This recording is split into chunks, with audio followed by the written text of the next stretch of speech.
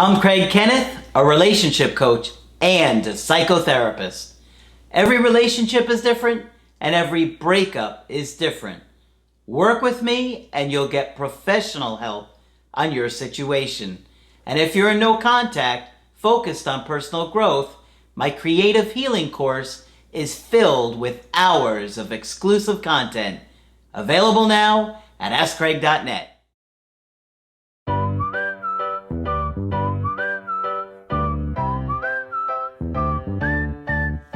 Hi there, I'm Coach Craig Kenneth. I'm Coach Margaret. And I'm Coach Victoria. And today we're going to be talking about understanding the family's roles in breakups.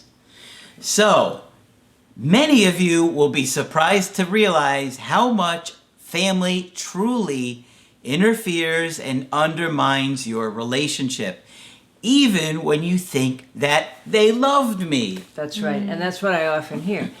Did you meet her family or his family? Yes, they love me. Yes, until you want to marry the person. Yeah, and so you better pay close attention to what Margaret has here and look closer at your situation, because there's probably more family interference than you realized, and you better know what's going on if you're going to turn your situation around. Right. And it's hard because we have all those happy hormones in the beginning and we miss the red flags. No, it's so true. Yeah. So Margaret's got some research for you guys today, and I think you're going to like this. Okay, it's probably going to be in 3 parts, so bear with me. Okay. I think it's an extremely important topic that we often miss. So one of the things I see very often is a situation where people are caught in a bind, where the person they wish to have as a partner is not the same partner that their parents and extended family might want for them. Yes, Okay. Especially in other cultures. Absolutely. And in this one, it's just less overt. Yeah. Okay? Too often, one partner's family overtly or covertly sabotages the relationship by means of guilt or by disparaging various qualities about the partner. These can include age, he's too old for you, she's too young for you, social class, race, ethnicity, religion, and however many other issues you can think of. Okay? Many times I hear that couples have been doing very well until one partner goes home for a visit, comes back, seems distant, and then breaks up. Wow. I've seen that, I can't tell you how many times, and a lot of times recently. Okay? The most recent case that came up for me was based on ethnicity, religion, and race. The family member had said, I want my grandchild, which always strikes me as rather odd. We don't own our grandchildren. I want my grandchildren raised in such and such an ethnic tradition and such a religion. In addition, there were also mixed race issues. The abandoned partner is left stunned and confused and wondering what they did wrong. And they may not have done anything wrong at all. Yeah. Okay? And it's very difficult for you as a partner or for the person you were dating to stand up to family that's adamant about this kind of thing. Okay? So why do parents think in this day and age that it is their privilege or their obligation to either choose or approve of their children's partners? It's a great question. Isn't it? Yeah, it really is. Yeah. So I decided to look in 3 different areas. So in an effort to better understand this phenomenon, I look first at the history of marriage and romantic love leading to marriage.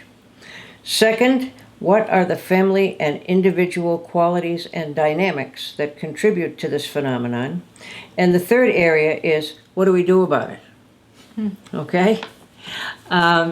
Various parts of what I have to say here are borrowed, taken, quoted from a book entitled Toxic Parents by someone named Susan Forward. And Susan Forward apparently is quite well known, although somehow she got by me. I'm annoyed about that. She's wonderful. She knows trauma backwards, forwards, and sideways. And apparently she was quite well known in the 80s and even had a talk show on the radio. So I'm very glad I ran into her, and you'll see when I quote her. She has a great deal of good stuff to say. Okay. So I looked at marriage, overall the history of marriage, okay? So even a cursory look at the history of marriage lets us know that arranged marriage has been the norm going back to when we lived in tribes, okay? Mm-hmm. It would be very unfortunate if you fell in love with somebody from the neighboring tribe who wanted your water hole, okay? And people didn't travel from home in the early days like they do now. They certainly didn't travel around the world. In medieval times, marriages were arranged to cement alliances in case of war, okay? And to keep wealth in the hands of certain people. So marriage has been used for many things other than the nice romantic thoughts we have, all right? So parents are not off the wall when you think about the history of all of this. But it's certainly different here in the U.S., at least today. All right.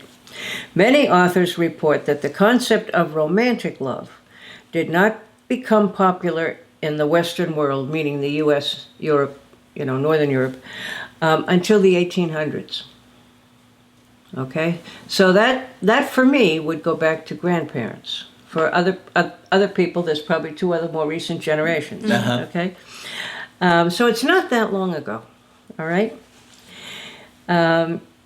Individualistic cultures, such as the United States, Australia, Canada, and the countries of Northern and Western Europe, focus more on self-interest, personal autonomy, and making your own decisions, individual initiative, and independence. In other more collective societies, love and marriage are often considered in terms of the good of the group. Okay? Arranged marriage is still quite prevalent in this world. According to the research I read, approximately 50% of marriage in the world now is arranged. I was bowled over.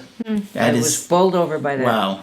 Right? Yeah. I mean, if you consider the size of different countries out there, then... Yeah. India and Asia. China, yeah. India and Asia, and you're talking about a huge population and a very old tradition. Wow.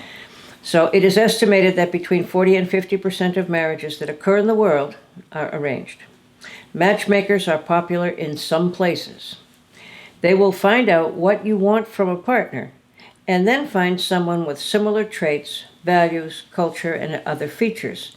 My immediate response to that is it sounds like eHarmony, who wants to give you a list of all the areas where they're going to, try and match you with someone. And now there's a really popular show on Netflix that I love. Talk about it. Yeah, it's called Indian Matchmaking. And it's really interesting. It's people from both the U.S. and from India. And they seek out this matchmaker who finds biodatas, which is basically like Tinder profiles or eHarmony profiles of people, and goes to the family, and they kind of discuss and collaborate to match the person with somebody that they might be interested in. They look at all different factors, age, class, location, all of these different factors. It's very interesting. And the show looks case by case at different people and their experiences, if the dates are successful, if they're not. They also have somebody who's a face reader. And so the matchmaker consults with all different types of... What kind of reader did you say? A face reader. Wow. A face reader. Yeah. Oh, I love it. Yeah. Okay. So it's really fascinating if you're interested in something like that. Have you learned how to read faces? No. Okay. Not personally. She's working on it. Okay. But we do need to be aware of what goes on in the rest of the world. And in India, I guess the whole tradition is very powerful. In the early days, it was, I hate to say this, but it was almost like looking for a partner for women who were judged on what they looked like, what caste they came from, and how good they looked around having children. But women are not objectified in the process like that these days, okay?